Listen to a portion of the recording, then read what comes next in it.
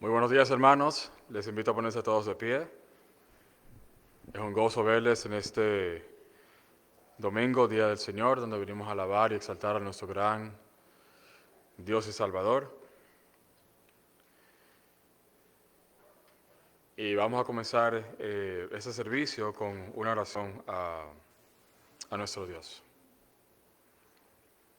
Amado Padre Celestial, santo, santo eres, Señor, digno de toda alabanza, toda gloria y toda honra. Venimos ante ti, Señor, en este domingo, tu día, Señor, a exaltar tu santo nombre, Señor, a buscar tu gracia y tu voluntad, Señor, y a pedirte perdón por cada pecado, cada ofensa que hemos cometido en esta semana, Señor. Te pedimos perdón, Señor, por cada pecado de omisión. Te rogamos que nos permitas verlo, Señor, que, Señor, nuestra pecaminosidad no nos esconda, que tu Espíritu Santo nos traiga convicción de pecado, justicia y juicio cada día, y nos moldee cada día a la imagen de Cristo Jesús. Señor, que nuestro corazón sea abierto en este día para recibir tu palabra, a través de la predicación, a través, Señor, de los cánticos que vamos a entonar el día de hoy. Y, Señor, que si hay alguna persona el día de hoy que no te conoce, que no tiene una relación personal contigo, Señor, que hoy sea el día de salvación, Señor. Hoy es el día en el que tú abras sus ojos espirituales, Señor, y te reciban por la fe. En esto lo pedimos en el precioso nombre de Cristo Jesús. Amén y amén. Hermanos, para comenzar nuestro servicio de hoy vamos a leer el Salmo 97. La primera lectura de hoy sería el Salmo 97. Si pueden abrir ahí sus Biblias, por favor.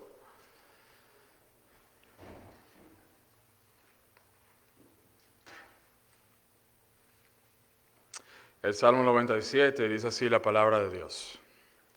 El Señor reina, regocíjese la tierra, alégrense las muchas islas, nubes y densas tinieblas le rodean. Justicia y derecho son el fundamento de su trono. Fuego va delante de él y quema a sus adversarios en derredor. Sus relámpagos iluminaron el mundo. La tierra vio y se estremeció. Como cera se derritieron los montes ante la presencia del Señor, ante la presencia del Señor de toda la tierra. Los cielos proclaman su justicia, y todos los pueblos han visto su gloria. Sean avergonzados todos los que le sirven a imágenes talladas. Los que se glorían en los ídolos, adórenle todos los dioses. Oyó Sión esto y se alegró. Y las hijas de Judá se han regocijado a causa de tus juicios, oh Señor. Porque tú eres el Señor, el Altísimo sobre toda la tierra, muy excelso sobre todos los dioses. Los que amáis al Señor, aborrecer el mal. Él guarda las almas de sus santos, los libra de la mano de los impíos. Luz se ha sembrado para el justo, y alegría para los rectos de corazón. Justos, alegraos en el Señor, y alabad su santo nombre. Dios, nuestro glorioso vencedor, es recto y justo. Debemos regocijarnos y alegrarnos porque Él es excelso sobre todo. Él nos llama a odiar el mal, nos libra de la mano del impío, pone luz y alegría en los corazones del creyente. Alcemos nuestras voces en gratitud a nuestro Dios cantando el himno, canta a Dios con alegría.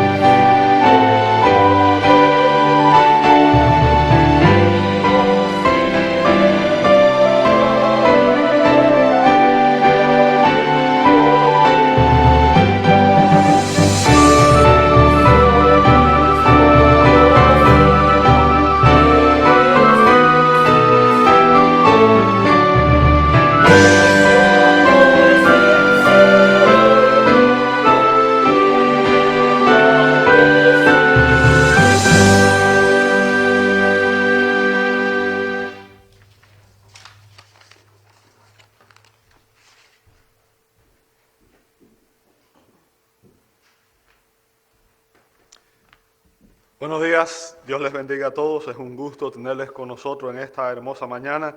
Les invito a que abran sus Biblias en la segunda carta del apóstol Pablo a la iglesia de Corinto, 2 Corintios capítulo 11, y vamos a leer del verso 16 en adelante. 2 Corintios capítulo 11, verso 16 en adelante. Abre su Biblia, por favor.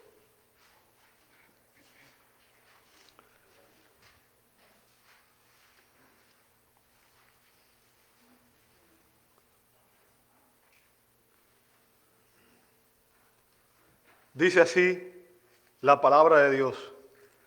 Otra vez digo, que nadie me tenga por insensato, pero si ustedes lo hacen, recíbanme aunque sea como insensato, para que yo también me gloríe un poco.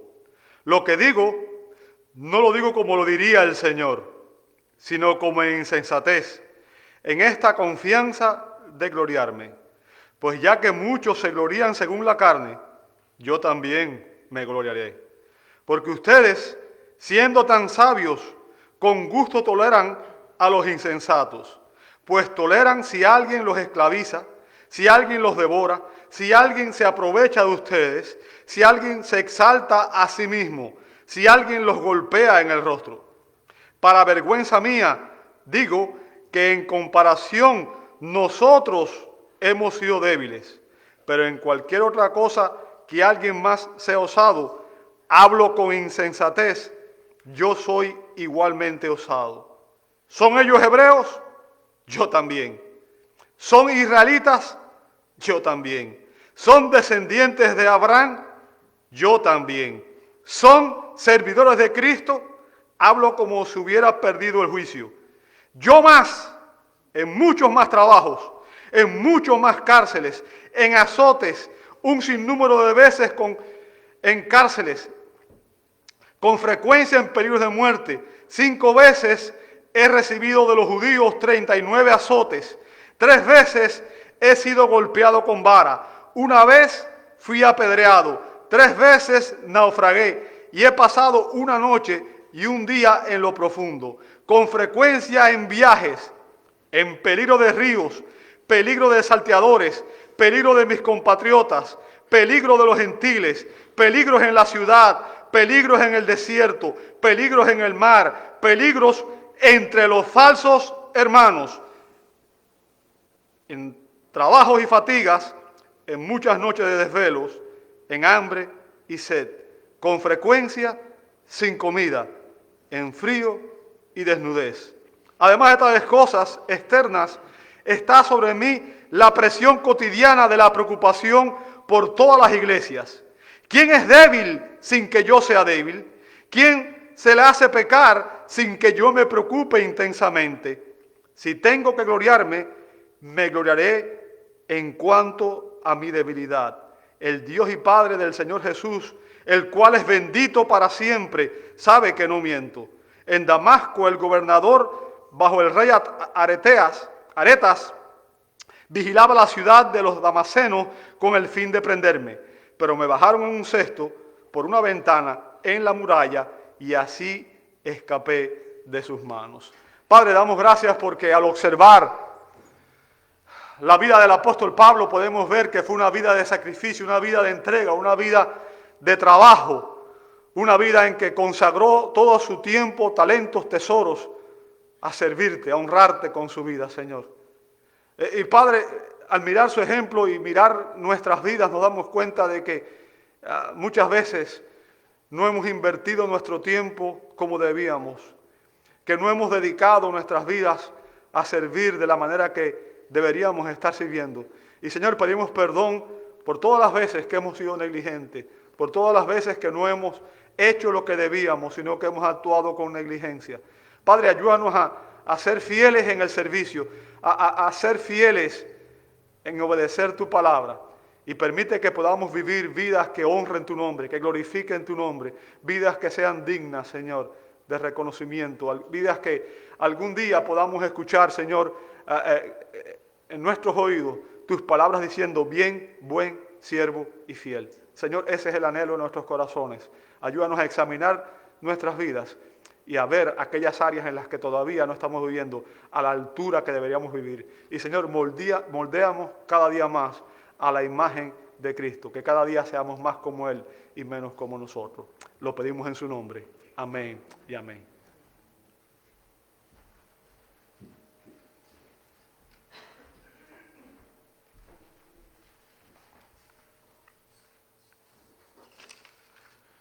Muy bien, hermanos, la próxima lectura del día de hoy sería el Salmo 96, del 1 al 6.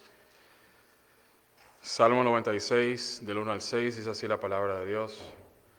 Cantar al Señor un cántico nuevo. Cantar al Señor toda la tierra. Cantar al Señor, bendecid su nombre. Proclamad de día en día las buenas nuevas de su salvación.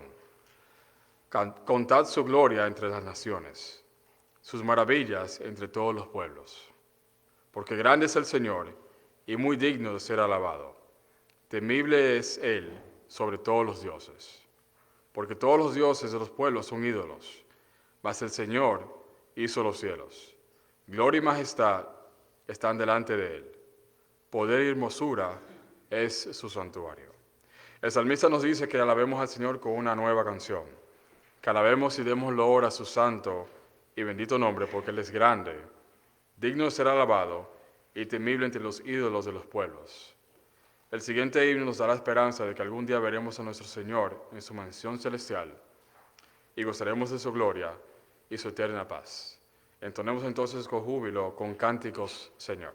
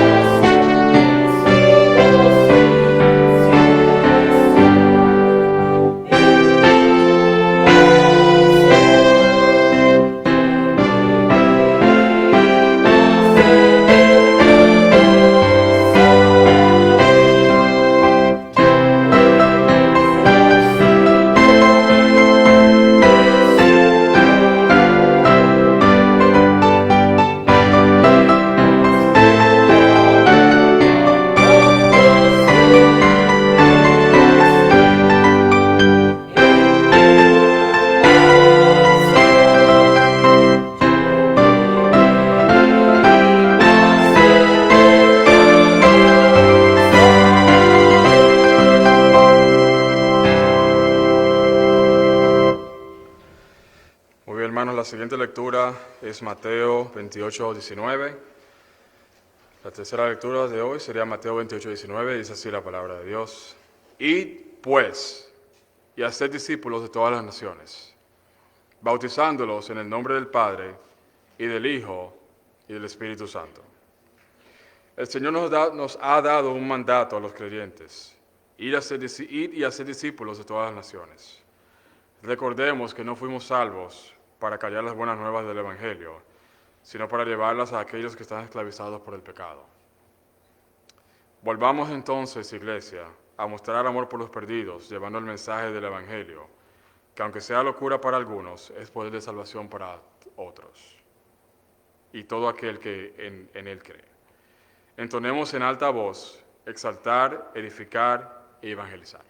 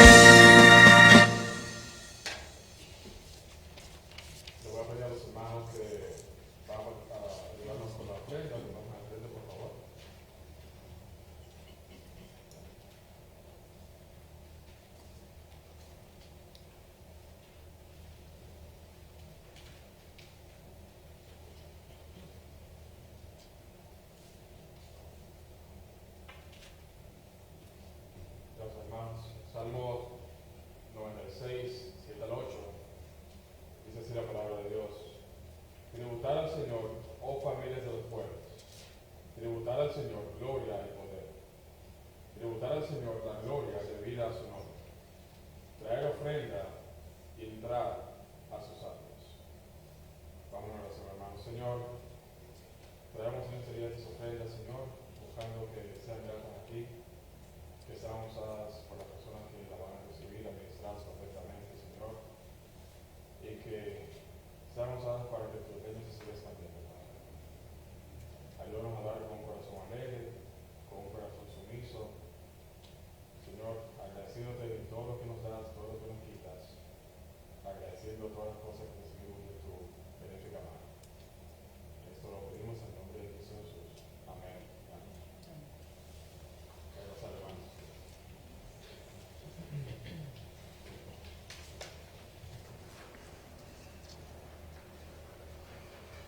Mientras los hermanos van pasando y ayudando con las ofrendas, quiero darle otra vez la bienvenida a todos los que están aquí presentes en este domingo y agradeciéndoles que están aquí en este Día del Señor. Es un gozo verlos de nuevo. Si ustedes no son parte de nuestra congregación regularmente, le agradecemos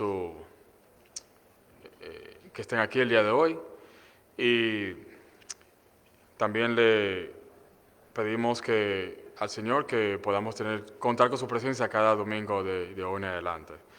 Y mientras tanto le voy a dar los anuncios para esta semana. El martes, como siempre, tenemos el Ministerio de Oración. Nos reunimos aquí a las 6:30 de la tarde. Nos reunimos en un salón aparte de los varones y un salón aparte de las damas. Y ahí oramos por cada petición que tengamos individualmente, cada necesidad que tiene la iglesia y también por cada petición que tengan los demás hermanos que no pueden asistir al ministerio. Así que le invitamos a que vengan cada martes a las 6:30 de la tarde. Es un momento donde vamos al Señor en oración y es de mucha edificación para el cuerpo de Cristo. También tenemos en la mesa de atrás unas cajitas donde pueden ahí poner sus peticiones de oración, sean privadas o sean públicas, para que entonces estemos orando por eso durante la semana. También quiero que sepan también que vamos a continuar con las clases de Fundamentos de la Fe el siguiente domingo a las 9 de la mañana, para los que están ya participando de esta clase. Voy a pedir, hermanos, que se pongan de pie otra vez para leer el Salmo 112, versículos del 1 al 7.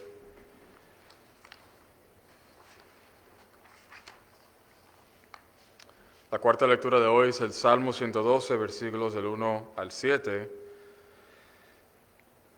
Dice así la palabra de Dios. Aleluya. Cuán bienaventurado es el hombre que teme al Señor, que mucho se deleita en sus mandamientos. Poderosa en la tierra será su descendencia. La generación de los rectos será bendita. Bienes y riquezas hay en su casa, y su justicia permanece para siempre. Luz resplandece en las tinieblas para el que es recto. Él es clemente, compasivo y justo. Bien le va al hombre que se apiada y presta. Arreglará sus asuntos con juicio, porque nunca será sacudido. Para siempre será recordado el justo. No temerá recibir malas noticias. Su corazón está firme, confiado en el Señor. Estos versículos nos hablan de la bendición que trae ser obedientes al Señor.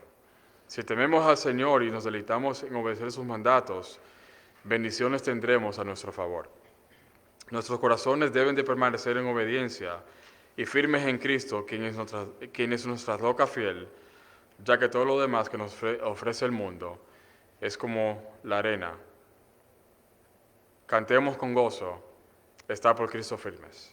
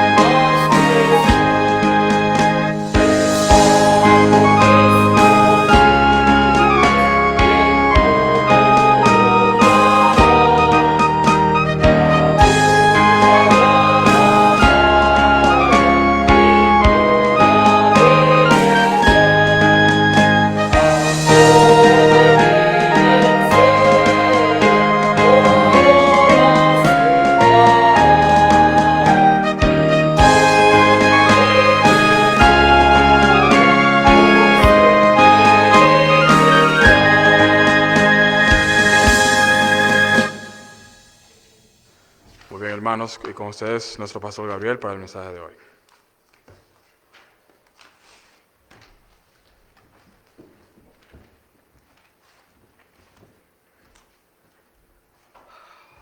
Una vez más, muchas gracias a todos, amados. Les invito a que abran sus Biblias en 1 Corintios capítulo 15, verso 58. 1 Corintios capítulo 15, verso 58. El último versículo del capítulo 15. Ya hoy concluimos el capítulo 15, un capítulo precioso enfocado en la resurrección de Cristo, ¿verdad? Es un capítulo en el cual Pablo ha estado, obviamente, enseñando acerca de la resurrección de Cristo y de nuestra futura resurrección.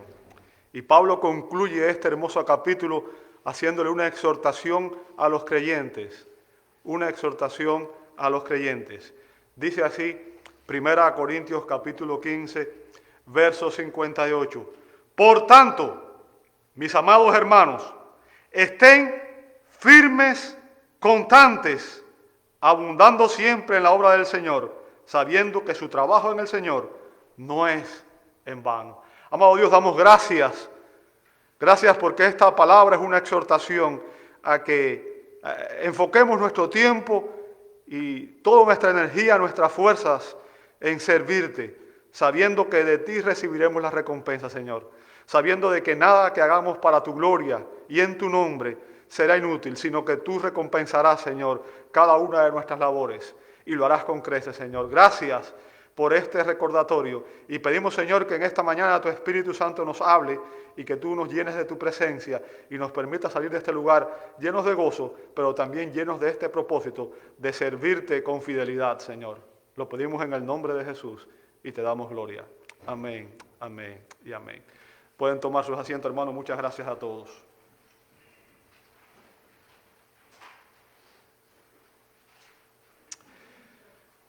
¿Alguna vez has sentido como cristiano y en el servicio al Señor has sentido desánimo y desaliento? ¿Te has sentido desanimado en servir al Señor? ¿Desalentado? Catarina de Bombora, que era la esposa de Martín Lutero, el famoso reformador, revivió dramáticamente la confianza del reformador.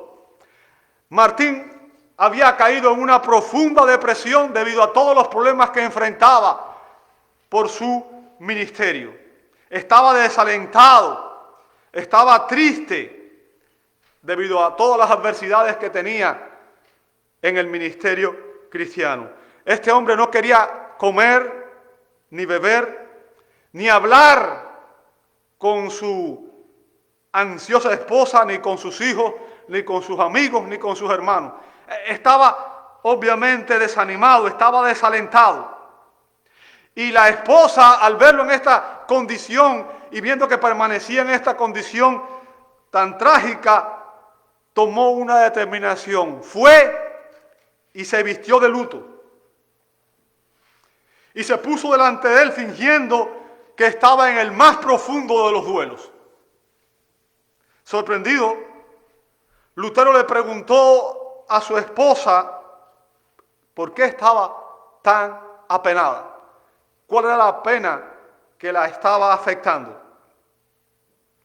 La esposa le respondió: estimado doctor, tengo motivos para el más triste de los llantos. Porque Dios en su cielo ha muerto. Dios en su cielo ha muerto. La gentil reprensión de su esposa no falló. El doctor Lutero entendió que mientras Dios siga reinando en su trono y mientras Él siga siendo el soberano, nada ni nadie nos debe apartar nuestra mirada y nuestro enfoque de Él. Porque Él siempre será victorioso. Él nunca fallará. Y de esta manera, Martín desterró su pena y recobró el valor. Hermanos, seguramente, al igual que Lutero, usted y yo vamos a enfrentar desafíos, adversidades, problemas que en ocasiones nos van a causar también desánimo y desaliento. Desánimo y desaliento.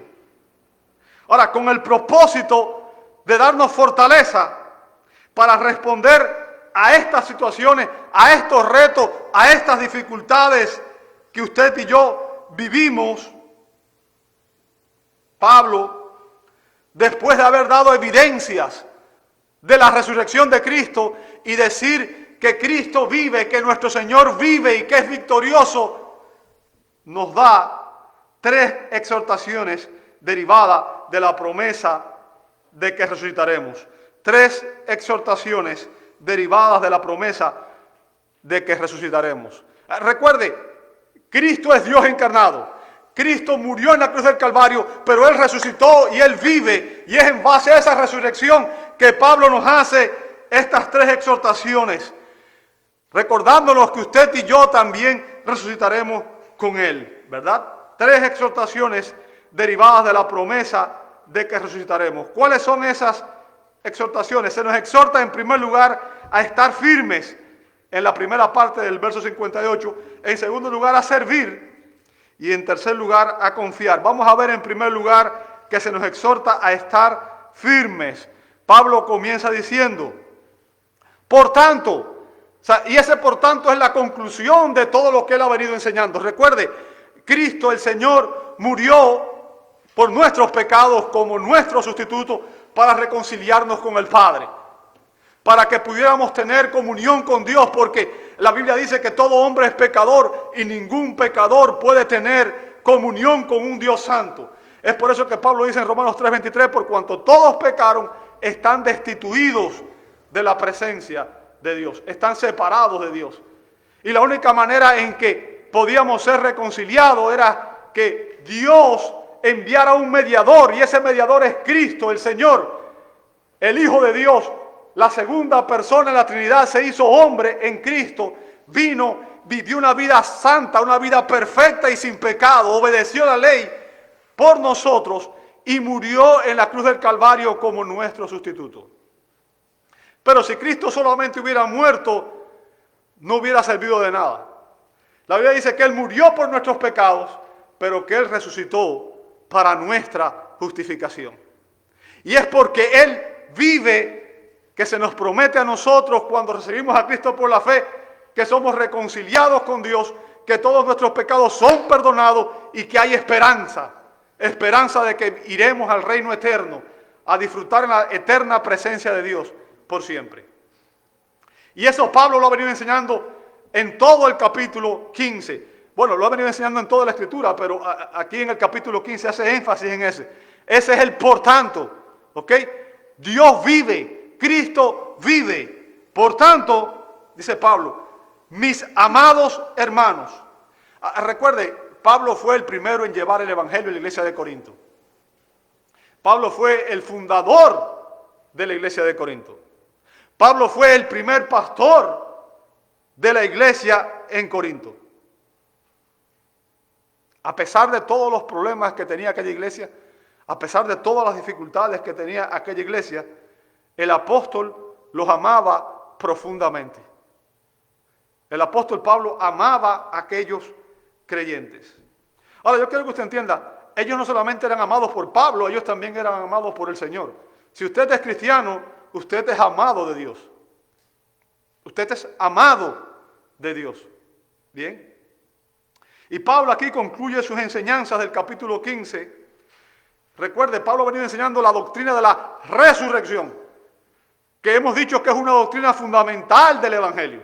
Porque sin resurrección, dice Pablo, no habría evangelio, nuestra fe sería vana, nuestro trabajo sería vano y todo sería vano. Bien.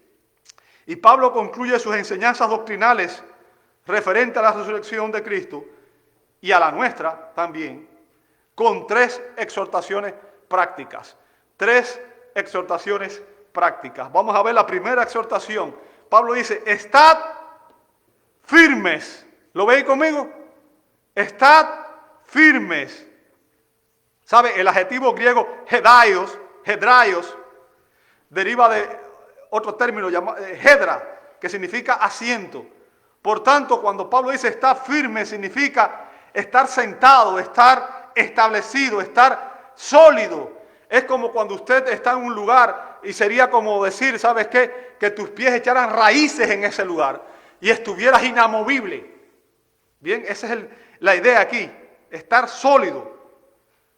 Los cristianos debemos permanecer firmes. Ahora, ¿firmes en qué? ¿Firmes en qué? Y esa es la pregunta importante, ¿verdad? ¿En qué debemos estar firmes nosotros? ¿A qué se nos llama estar firmes? Bueno, si usted lee en el verso 1 y 2 del capítulo 15, Pablo empezó diciendo, fíjense, Pablo recurre a su enseñanza, ¿verdad? Versos 1 y 2 dice, ahora os vamos a ver, hermanos, el evangelio que os prediqué. Recuerden, Pablo fue el primero en predicar el evangelio en Corinto, ¿verdad? El evangelio que os prediqué, el cual también, ¿qué cosa? Recibisteis. Estoy leyendo 1 Corintios 15, 1 y 2. O sea, están en el mismo capítulo, los primeros dos versos. ¿Bien? El cual también recibiste, en el cual también estáis, ¿cómo? Firmes. ¿Bien? En el cual estáis firmes, por el cual también, dice Pablo, sois salvos. Porque por el evangelio es que somos salvos. Por tanto, ¿dónde tenemos que perseverar? En la fe, en el evangelio, en las verdades doctrinales de la Escritura. ¿Entiende eso? Fíjense, ahora os vamos a ver, hermano, el evangelio que os prediqué, el cual también recibieron, en el cual también están firmes, por el cual también sois salvos. Y ahora note lo que dice a continuación, y esta es la parte en la cual hay un reproche de parte del apóstol. Fíjense, sí,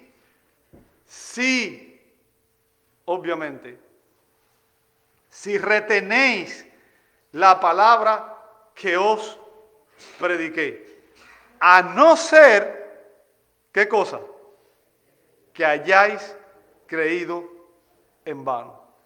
Si no perseveramos en el evangelio, si no perseveramos en la verdad, si no perseveramos en las doctrinas fundamentales de la Escritura, hermano, no somos salvos.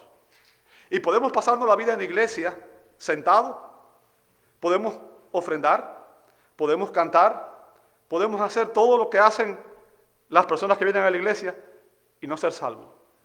Qué terrible, ¿cierto?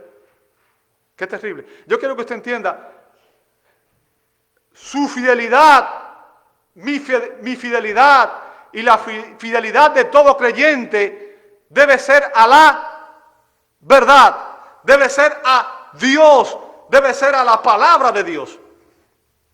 Jesús dijo, yo soy el camino y la verdad. Por tanto, es a Cristo a quien tenemos que serle fieles. Y Jesús dijo en Juan 17:17 que su palabra es la verdad, o sea, la Escritura es la verdad. Por tanto, usted tiene que estar fiel y firme en la verdad. No en los hombres, no en ningún líder. Si usted pone sus ojos en un líder humano, usted se va a decepcionar tarde o temprano. Y es por eso que la Escritura dice que nuestros ojos deben estar puestos en Jesús, el autor y consumador de la fe. ¿Por qué? Nunca nos decepcionaremos del Señor. Porque Él no falla. Él es fiel. Aquellos que no permanecen en la verdad han creído en vano. Han creído en vano. Y fíjense, Pablo comienza este capítulo recordándole a los corintios el evangelio que él les predicó, las verdades doctrinales que él les predicó. Déjame decirte, la tarea número 1 de un verdadero predicador no es caerle bien a las personas, es proclamar la verdad de Dios, es ser fiel a la palabra de Dios, es alertar a las personas referente a lo que Dios dice que es verdad. Esa es nuestra primera función como predicadores. Pablo ha venido dando en el capítulo 15 fundamentos racionales para la fe y para la esperanza en Cristo. Pablo ha dicho que Cristo ha resucitado y que es en base a esa resurrección que nosotros podemos tener esperanza. Cristo vive, Dios vive, y Él está en control de todo lo que sucede. La resurrección de Cristo es una doctrina esencial del Evangelio. Es primaria, es fundamental. Y Pablo dice que los corintios habían creído en ella. Yo quiero que usted entienda, no se puede ser salvo sin creer en la resurrección de Cristo. ¿Me escuchó? O sea, no se puede, una persona no puede ser salva y negar la resurrección de Cristo. Porque para ser salvo, dice Pablo en Romanos capítulo 10, versos 8 y 9, que se requiere que confesemos con nuestra boca a Jesús por Señor y que creamos en nuestro corazón, ¿qué cosa? Que Dios le resucitó de entre los muertos. O sea, para ser salvo una persona tiene que creer que Cristo resucitó de los muertos. ¿Entiende eso? Es importante que entendamos esto. Esto es una doctrina esencial del Evangelio. Y mediante la declaración calificativa del verso 2, en 1 Corintios 15, 2, Pablo reconoció que quizá en aquella iglesia de Corinto había algunos creyentes que pudieron tener una fe superficial y no salvífica. Una fe superficial y no salvífica. En otras palabras, eran personas que profesaban ser cristianos con sus labios, pero no poseían la genuina fe salvífica. No habían sido transformados, no eran creyentes genuinos, simplemente eran imitadores. No eran creyentes genuinos. ¿Por qué? Hermano, cuando una persona rechaza una de las doctrinas esenciales del Evangelio, cuando una persona rechaza una verdad fundamental del Evangelio, cuando una persona rechaza que Cristo resucitó de los muertos como primicia, y esto es importante, recuerde, Pablo viene enseñando aquí, y esta es la razón por la cual podemos tener esperanza en el futuro, confianza en el futuro. No es solamente que Cristo resucitó, sino que Él resucitó y que Él fue primicia de los que durmieron. ¿Qué significa eso? Que Él fue el primero de una resurrección que vendrá después, que lo involucra a usted y me involucra a mí. ¿Comprende el punto? Es por eso que no podemos negar estas verdades. Si usted ve en este mismo capítulo, en los versos 20 y 23, en los versos 20 al 23 dice, mas ahora Cristo ha, ¿qué cosa? Resucitado de entre los muertos. Note la palabra que dice a continuación. Él es primicia de los que durmieron. Recuerda, dormir ahí es un eufemismo. Implica una persona que ha muerto. Es una manera delicada de decir que ha muerto. ¿Bien? Verso 21. Porque ya que la muerte entró por un hombre, ¿quién fue ese hombre? Adán, ¿verdad? En Adán todos mueren. También por un hombre, ¿quién fue ese otro hombre? Cristo, el Dios hombre. Él es Emmanuel, Dios con nosotros, verdadero Dios y verdadero hombre. Bien, por un hombre vino, ¿qué cosa? La resurrección de los muertos. Porque así como en Adán todos mueren, también en Cristo, todos los que están en Cristo serán vivificados. Pero cada uno en su debido orden. Cristo la primicia, luego los que son de Cristo en su venida. ¿Qué significa? La resurrección de Cristo está conectada a mi resurrección. Y porque Él vive, yo tengo promesa de que yo también resucitaré, de que yo también tendré vida eterna, de que yo también podré entrar al reino eterno. Aquellos que se alejan de las verdades doctrinales del Evangelio han creído, dice Pablo, en vano. ¿Sabe? Hay una serie de doctrinas que son fundamentales. La Biblia es la palabra de Dios. Si alguien niega que la Biblia es la palabra de Dios y pone cualquier otra autoridad por encima de la Biblia, ese ha creído en vano.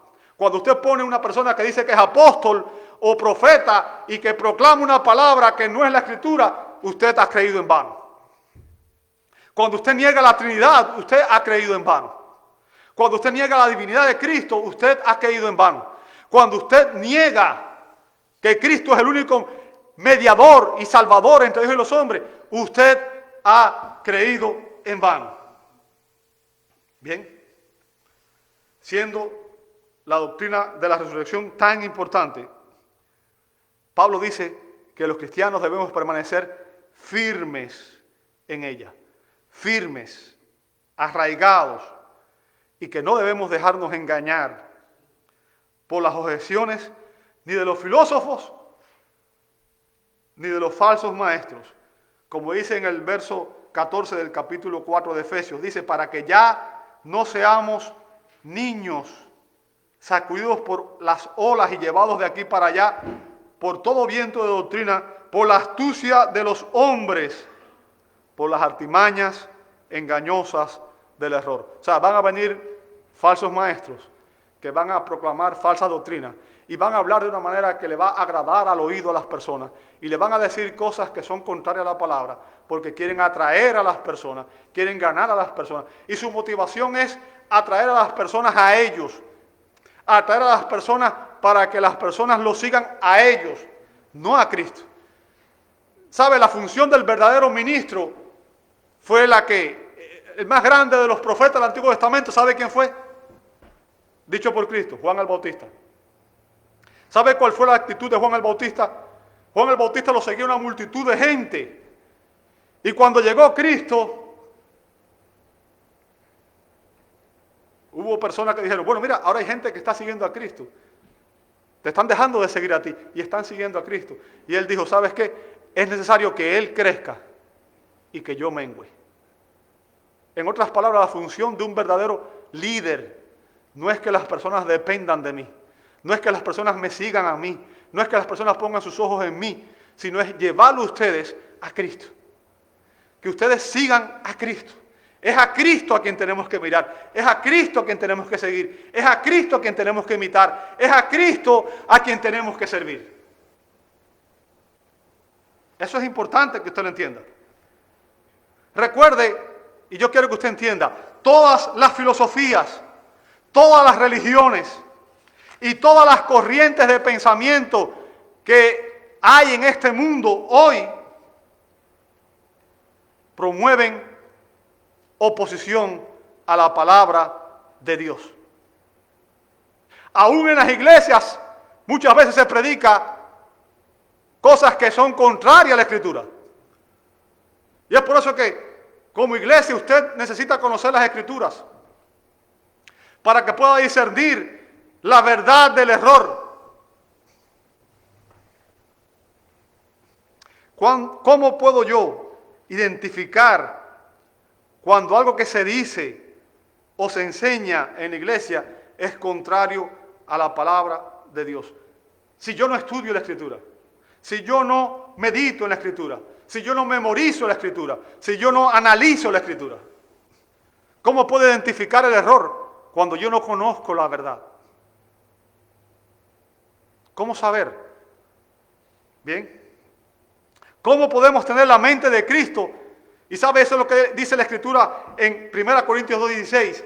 Dice que los cristianos tenemos la mente de Cristo. ¿Sabe lo que significa eso?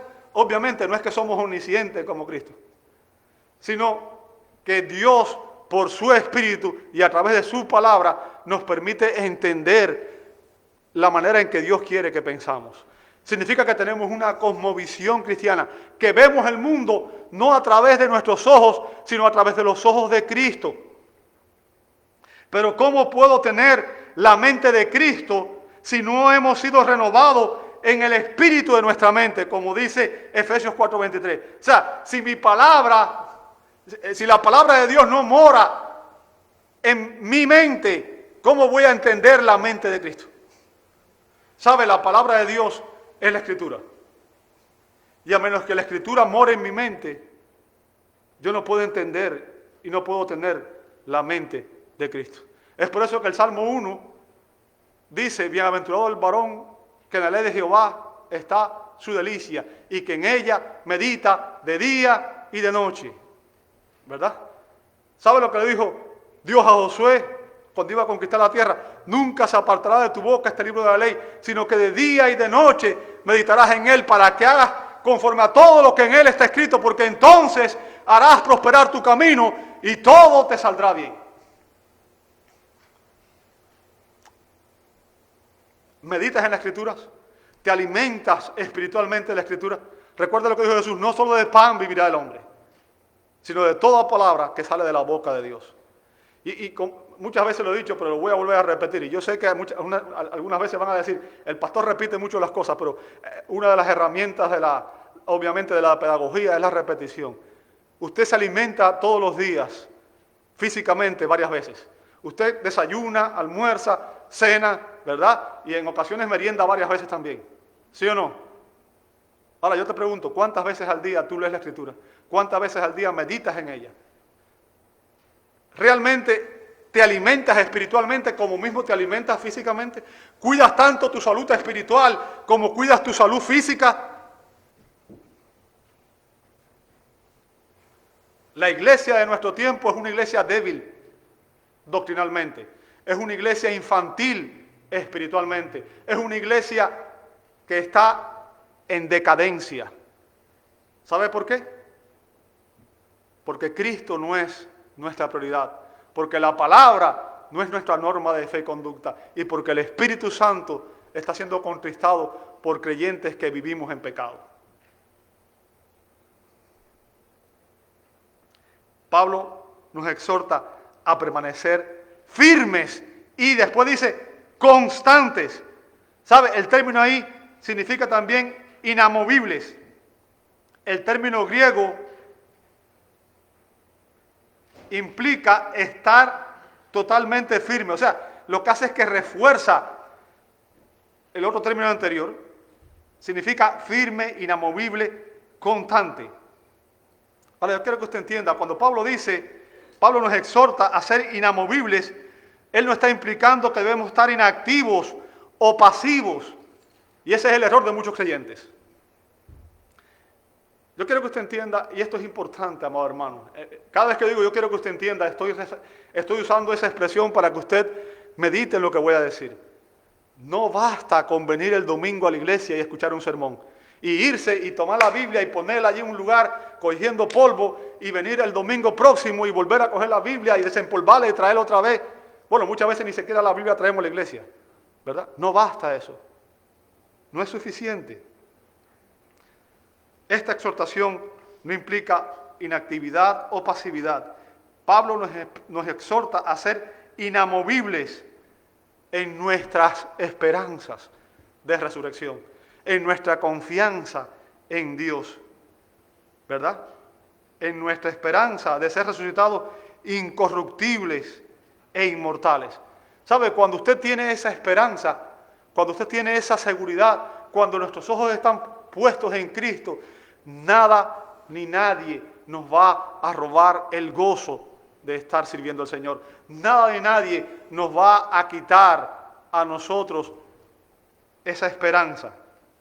Matthew Henry, el comentarista Matthew Henry, dice que los cristianos debemos vivir en la expectativa más firme de una resurrección bendita. Esta esperanza debe ser un ancla para nuestras almas, firme y segura. O sea, debemos tener nuestras vidas ancladas en la verdad. Recuerde que Jesús en una ocasión fue muy claro cuando dijo que hay dos tipos de creyentes en este mundo, dos tipos de personas en este mundo. El mundo se divide en dos clases de personas. Jesús dijo, el que oye mis palabras y las ¿qué? Y las hace, la compararé a un hombre prudente que edificó su casa sobre la roca, y cuando vinieron las pruebas, los ríos, las lluvias, los vientos, su casa permaneció firme porque estaba edificada sobre la roca. ¿Y quién es la roca eterna? Es Cristo.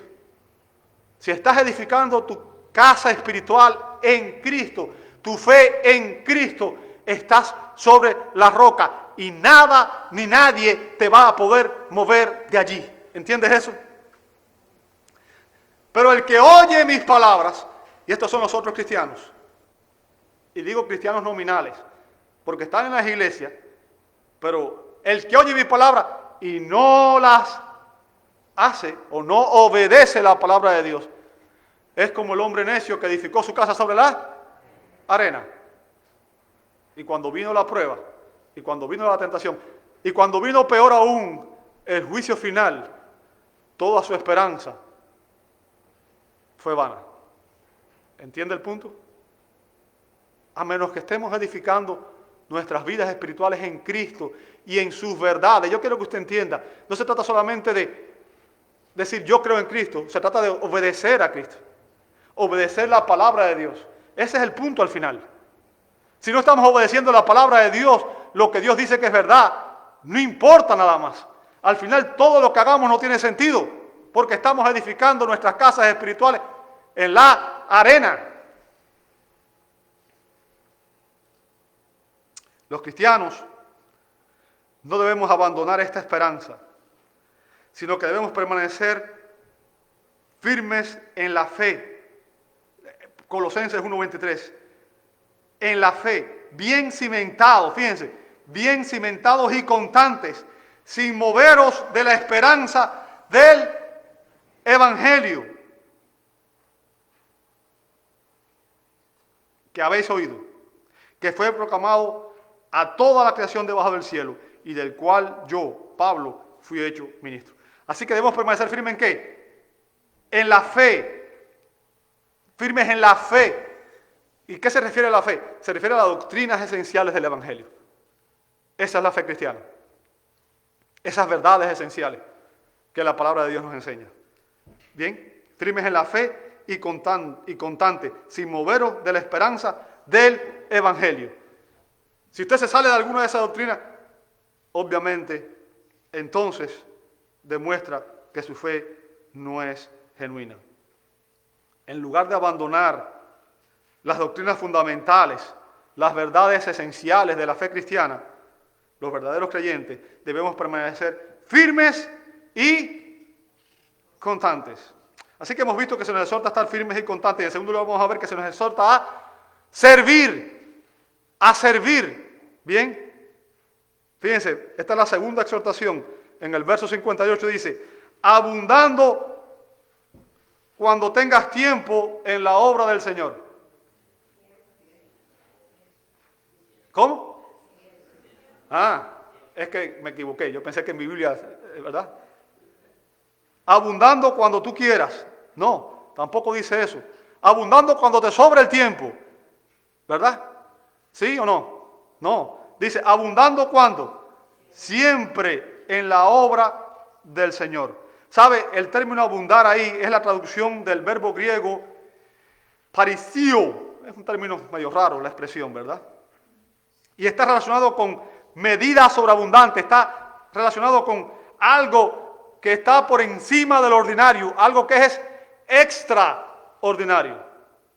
Bien, extraordinario. O sea, el apóstol se refiere aquí a la abundancia de resultados en la obra de Dios, pero que es resultado de las labores de los siervos de Dios.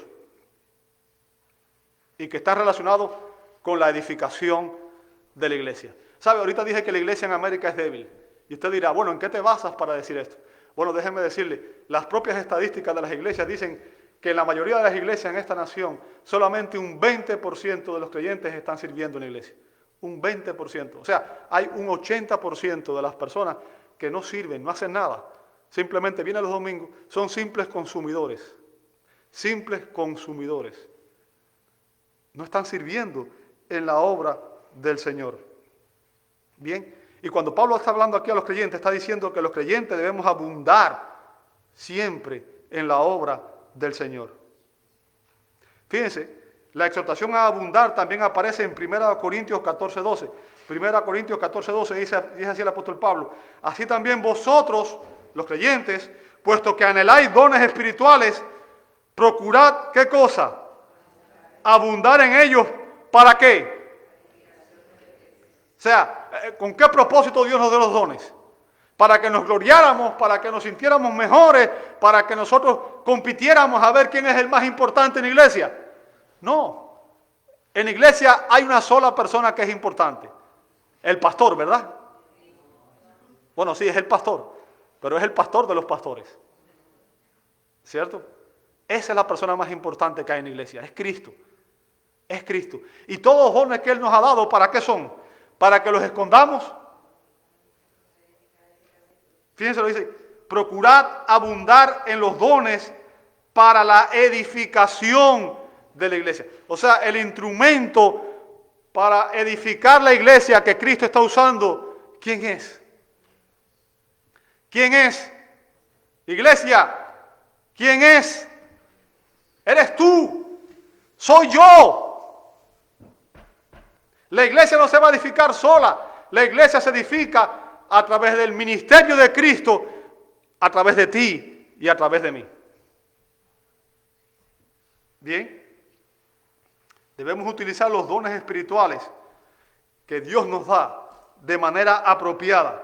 ¿Para qué? Para contribuir a la edificación de la iglesia. Déjame decirte, y esto es importante que tú lo entiendas, si tú eres cristiano, tú estás llamado a servir en la obra del Señor. Dios no llama a nadie para que sea un simple consumidor, para que esté sentado en un banco sin hacer absolutamente nada, para venir todos los domingos durante 30 años y nunca hacer absolutamente nada. Si tú eres cristiano, tú estás llamado a servir en la obra del Señor. Los cristianos todos deberíamos estar plenamente activos en la obra del Señor.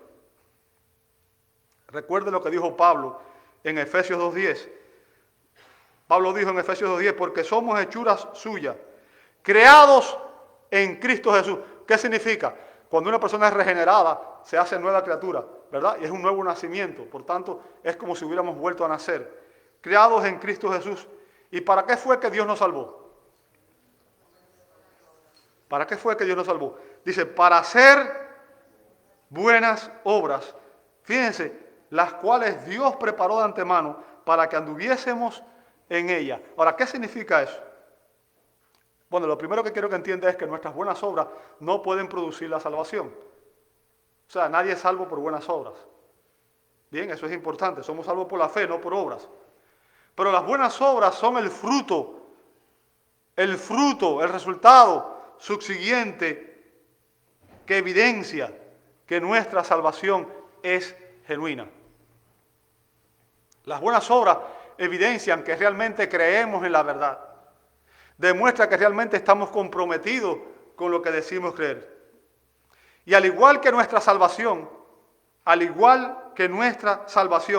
y la santificación, que también es una obra que imparte Dios, nuestras buenas obras, fíjense, fueron, dice la Escritura, ordenadas por Dios desde antes de la fundación del mundo. En otras palabras, aunque usted no lo entienda y yo no lo entienda, en su mente y en mi mente finita no cabe. Pero yo quiero que usted entienda, Dios siendo omnisciente, Él sabía a quiénes iban a ser salvos. Y también Él predestinó usar a cada persona salva para edificar la iglesia. Por tanto, toda su obra, todo lo que usted hace, de alguna manera, es porque Dios así lo decretó. ¿Entendió eso? Yo no lo entiendo bien, pero sé lo que está diciendo, pero en mi mente finita realmente no lo puedo entender a plenitud. ¿Cómo Dios podía saber la manera en que yo iba a servir? ¿Cómo Dios puede saber la manera en que tú vas a servir? Bueno, Él la sabe porque Él es Dios.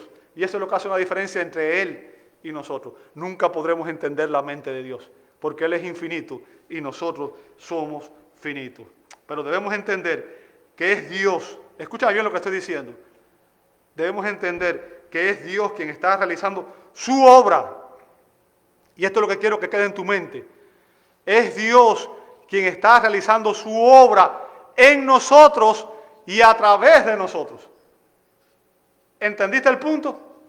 Al final es Dios quien obra en nosotros la salvación y es Dios quien produce en nosotros el querer como el hacer por su buena voluntad. Y al final, la gloria de todo lo que hacemos es para Dios, no para nosotros. Sin embargo, la exhortación para ti y para mí es que debemos ser diligentes y perseverantes en el servicio del Señor, en la obediencia a la palabra de Dios. Debemos crecer, perseverar y crecer en nuestra semejanza con Cristo. ¿Recuerda cuál fue la actitud de Cristo? ¿Recuerda quién era Cristo? El Hijo de Dios, o Dios el Hijo, ¿verdad? el Señor. Y recuerda qué fue lo que Él dijo. Yo vine ¿para qué? Para servir y no para ser servido. ¿Se da cuenta? Yo vine para servir. Recuerda cuando Él lavó los pies de los discípulos, Él les dijo, ejemplo les he dado. Si yo que soy el maestro hice esto, ustedes deben imitarlo también. O sea, el servicio para el cristiano es un deber, es una obligación. ¿Entiende el punto? Y si no estamos sirviendo, algo está mal. Algo está mal. Bien, tenemos una gran motivación para abundar en la obra del Señor. ¿Y cuál es esa motivación? Saber que Cristo va a recompensar nuestro trabajo en la resurrección. Cuando resucitemos, déjame decirte, la Biblia dice que los primeros en ser juzgados van a ser los creyentes. Solo que el juicio de los creyentes no va a ser un juicio para salvación o condenación, sino va a ser un juicio para recompensas.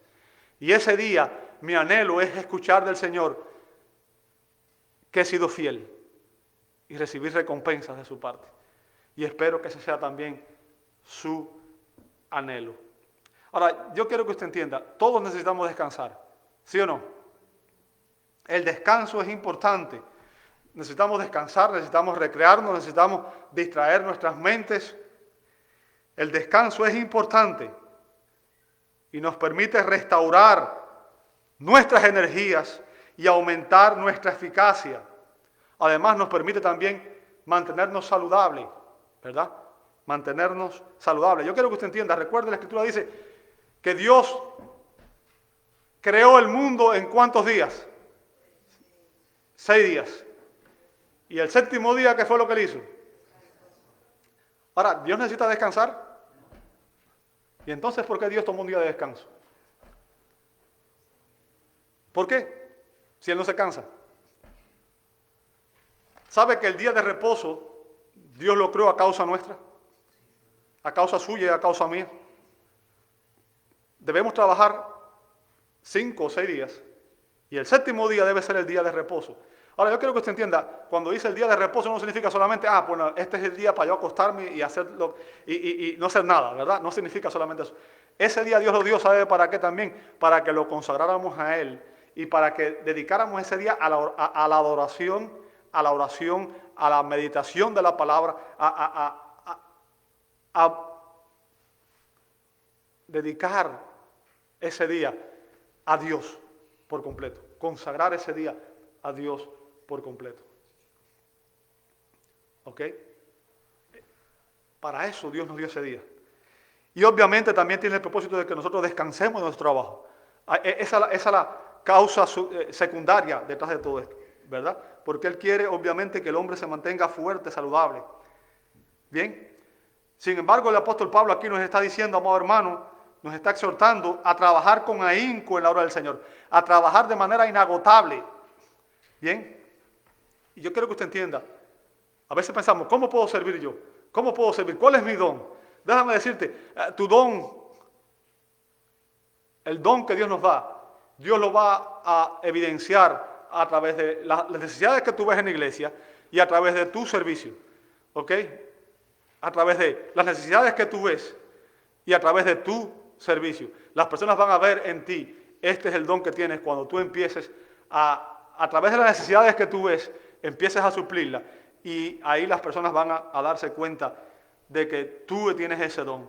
Ahora, cuando usted ora por los hermanos, cuando usted ora por un hermano en necesidad o en problema, usted está edificando la iglesia. ¿Entiende eso? Cuando usted ora por una persona, cuando usted intercede por sus hermanos en la fe, usted está edificando la iglesia. Cuando usted visita a una persona que está enferma, usted está edificando la iglesia. Cuando usted ayuda a un hermano, a una persona necesitada, usted está edificando la iglesia. Usted y yo, recuerde esto, somos los labios del Señor. ¿Para qué? Para proclamar su palabra a un mundo que está sin Cristo. Usted y yo somos las manos del Señor. ¿Para qué? Para levantar, socorrer, ayudar a todos aquellos que están en necesidad alrededor nuestro. Cristo realiza su obra, su ministerio hoy a través de usted y a través de mí. Estamos edificando la iglesia, estamos honrando al Señor con nuestro servicio. Hasta que el Señor regrese, hay creyentes que edificar con la palabra de Dios y hay almas perdidas que deben ser evangelizadas con el evangelio de Dios y para su gloria. La exhortación, amado hermano, es que cada cristiano debe servir fielmente en la obra del Señor, usando el don que Dios le ha dado. Ahora, permíteme preguntarte, ¿en qué manera estás sirviendo tú en la obra del Señor? ¿Sabe? Quizás usted y yo hemos leído mucho la Escritura, no sé cuántos han leído la Escritura muchas veces, pero si yo menciono el nombre Epafrodito, está feo el nombre, ¿verdad? Epafrodito, si yo menciono ese nombre, ¿usted sabe quién es Epafrodito en la Biblia? Estoy seguro que la mayoría ni siquiera se ha dado cuenta de quién es ese hombre, ¿verdad? Lo hemos pasado hasta por alto quizás. Nunca hemos pensado quién es Epafrodito. Déjame decirte, ¿quién era Epafrodito? Bueno, dice Filipenses 2:25, pero creí necesario enviaros a Epafrodito, dice el apóstol Pablo, mi hermano, o sea, era un cristiano. ¿Lo veis? Mi hermano. Y nota lo que dice después, colaborador. ¿Qué significa? Servía con Pablo. Y compañero de, ¿sabe que Pablo se veía como un soldado del Señor, sirviendo en la obra del Señor? Bien. Quien también es vuestro mensajero y servidor para mis necesidades. Ahora fíjense, Pablo está soltando ahí a que reciban a Epafrodito, que él lo había enviado. Ahora, Pablo explica por qué los santos debían recibir a Epafrodito. Vean el verso 30 lo que dice. Porque estuvo al borde, ¿de qué? Al borde de la muerte. ¿Por qué? Por la obra de Cristo. Arriesgando su vida para completar lo que faltaba en vuestro servicio hacia mí. ¿Qué significa eso? Este hombre se esforzó tanto en el servicio piadoso a la iglesia que literalmente se enfermó gravemente a causa de ello. Y fue mientras estaba sirviendo a Cristo que se enfermó. Y si hubiera muerto por Cristo. ¿Ok? Así que debemos usar nuestro tiempo, nuestros talentos y nuestros tesoros en todo lo que contribuya a edificar la iglesia de Cristo. Ahora, finalmente vamos a ver que se nos exhorta a confiar. Se nos exhorta, y esta es la tercera exhortación, se nos exhorta a confiar. Verso 58. Sabiendo que vuestro trabajo en el Señor no es ¿qué cosa? No es vano, ¿verdad? Fíjense, el término trabajo ahí, del griego copiado, significa trabajo, fatiga, es decir, esfuerzo agotador. Esfuerzo agotador. O sea, se usaba para exaltar, ejemplificar no tanto el esfuerzo real que hace un hombre, sino el cansancio que experimenta por ese esfuerzo. Ahora, designa lo que nosotros como cristianos debemos rendir al Señor. Deberíamos dedicar tiempo, esfuerzo a servir al Señor en el ministerio cristiano. Y Pablo conecta este término trabajo con el adjetivo vano, kenos. Bien. O sea, trabajo con vano. Y nos dice que nuestro servicio para Dios nunca será infructuoso, nunca será inútil, nunca dejará de tener éxito. Nunca dejará de tener éxito. ¿Por qué? ¿Por qué razón? Fíjense, todo está basado, y es por eso que necesitamos entender la doctrina. Si Cristo no hubiera resucitado, entonces Pablo ya dijo que nuestra predicación sería en vana, inútil, ¿verdad? Y que nuestro trabajo también sería en vano. 1 Corintios 15:14. O sea, pero debido a que Cristo resucitó, nuestro éxito y nuestra recompensa están, ¿qué cosa? Aseguradas. Aseguradas. Así que debemos esforzarnos en trabajar sabiendo, Colosenses 3:24, sabiendo que del Señor recibiremos ¿qué cosa? Recompensa. Bien, de la herencia. Y ahora escuche lo que dice a continuación, y esto es importante para ti si eres cristiano. ¿Por qué? Esto es importante. Préstale mucha atención a lo que dice a continuación. Pon tus ojos ahí. Es ¿a quién? A Cristo el Señor. ¿A quién? Yo quiero que usted entienda, cada vez que tú sirves en la obra del Señor, cada vez que tú haces algo por alguien, a quien estás sirviendo es a Cristo. Jesús dijo, si alguien le da un vaso de agua a uno de estos mis pequeños, a mí me lo dio. ¿Recuerda cuando él estaba enseñando sobre el juicio? Señor, ¿cuándo fue que nosotros te visitamos? ¿Y cuándo fue? Por cuanto lo hiciste a uno de estos mis pequeños, a mí me lo hiciste. ¿Cuándo te visitamos en la cárcel? ¿Cuándo nos diste? Cuando le hiciste a uno de estos mis pequeños, a mí lo hiciste. Cada vez que tú sirves a un creyente, estás sirviéndole a Cristo. Y déjame decirte, el Señor juzgará sin favoritismo. Es decir, con plena justicia retributiva. Él retribuirá a los infractores y recompensará a todo cristiano que sirva fielmente. Debemos confiar en Cristo para que algún día nuestra obra sea recompensada. Si no hubiera resurrección, nuestro trabajo sería infructuoso, inútil y sin éxito. Pero Dios ha demostrado que esa promesa es fiel. Dice 1 Corintios 3, 8 y 14. Ahora bien, el que planta y el que riega son una misma cosa, pero cada uno, ¿qué cosa? Recibirá su propia recompensa, conforme a su propia, en otras palabras, la recompensa de cada uno será conforme a su labor.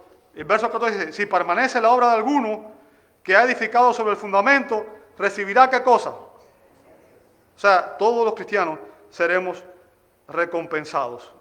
Debemos tener la misma perspectiva de Pablo. Hermano, mientras sirvamos en esta tierra, va a haber personas que nos van a decepcionar, va a haber personas que nos van a traicionar, va a haber personas que nos van a atacar, va a haber personas que van a ser mal agradecidos, va a haber todo tipo de cosas, pero recuerde lo que dijo Pablo en Romanos 8:18, pues considero que los sufrimientos de este tiempo presente no son ¿qué cosa? Dignos de ser comparados con la gloria que nos ha de ser revelada. Toda prueba, toda dificultad, toda adversidad que usted y yo enfrentemos hoy por la causa de Cristo, no puede compararse con la recompensa que recibiremos de parte de Cristo. Pablo dice en 2 Corintios 4:17 que estas aflicciones son leves y pasajeras. Si nuestra obra para el Señor está realmente motivada por nuestro amor al Señor y la hacemos en el poder del Señor y para la gloria de Dios, la Biblia nos dice que no quedará sin fruto, porque el Señor ha prometido, dice Apocalipsis 22:12, he aquí yo vengo pronto y mi recompensa está conmigo para recompensar ¿a quién? A cada uno según sea su obra. Y es por eso que el apóstol Pablo nos dice, por tanto, mis amados hermanos, estad firmes, constantes, abundando siempre en la obra del Señor, sabiendo que vuestro trabajo en el Señor no es en vano. Señor, te damos gracias, porque sabemos que todo el esfuerzo, que todo el sacrificio que hacemos en la obra del Señor no es en vano. Sabemos que a pesar de todas las adversidades que hemos enfrentado, todas las pruebas, todas, Señor, las situaciones difíciles que hemos atravesado, la recompensa vendrá de parte tuya.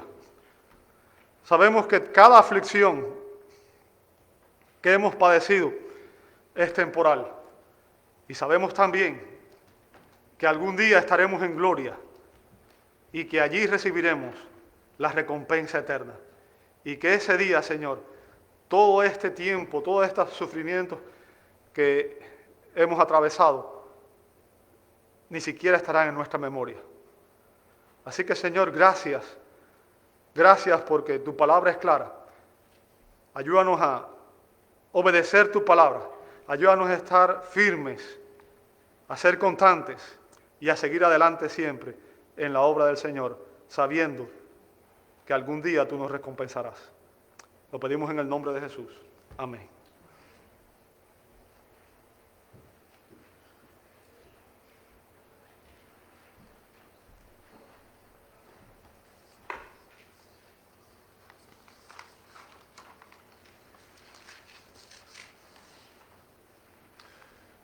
Muy bien, hermanos, muchas gracias, pastor, por este mensaje de hoy y meditemos, hermanos, en cómo vamos a responder esta semana a este mensaje de hoy, cómo vamos a servir, cómo vamos a poner nuestra confianza en el Señor y sabiendo que solamente en Él podemos estar firmes, solamente en Él tendremos esa paz, solamente en Él es el único que nos puede poner ese anhelo en nuestros corazones de servir a otros, a nuestros hermanos principalmente y también a otros que están sin Cristo. Así que meditemos en estas verdades esta semana y continuamente pidámosle al Espíritu Santo que renueve nuestros corazones y nuestras mentes para ser más como el Señor Jesucristo.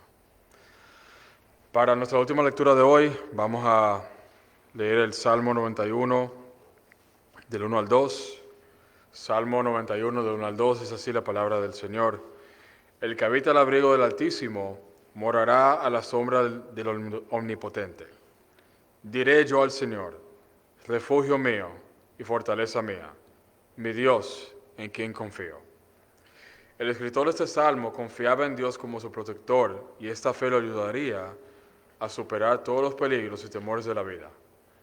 El salmista nos llama a vivir y descansar en Dios, quien nos da protección y refugio contra nuestros grandes temores.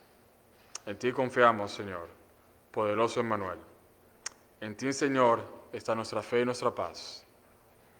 Con júbilo cantemos, firmes y adelante.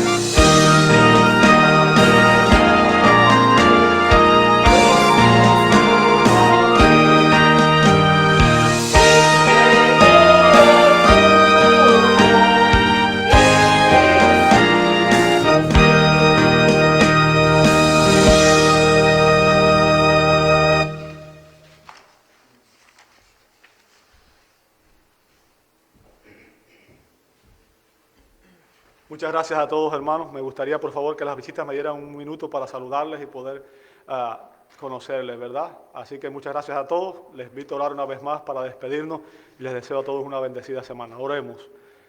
Nuestro Dios, agradecemos la bendición de saber por tu palabra de que Cristo vive y que es porque Él vive que nosotros también viviremos. Y Señor, es en su victoria que está nuestra victoria.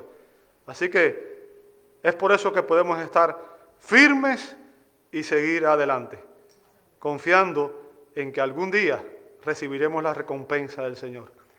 Y ahora ruego que el amor de Dios el Padre, que la gracia de nuestro gran Dios y Salvador Jesucristo y la comunión del Santo Espíritu de Dios sea con todos nosotros, ahora y siempre. Amén, amén y amén. Dios les bendiga a todos. Tengan una feliz semana. Muchas gracias.